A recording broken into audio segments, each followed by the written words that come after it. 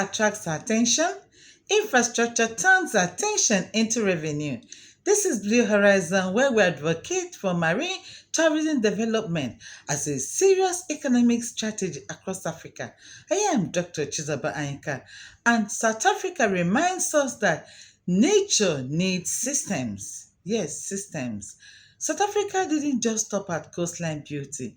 It invested in ports, marinas, transport, safety, and branding. Marine tourism here is structured from cruise tourism to waterfront regeneration.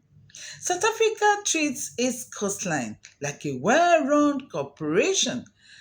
Assets are visible, but systems do the heavy lifting. This is why investors feel confident, and this is why tourists feel safe.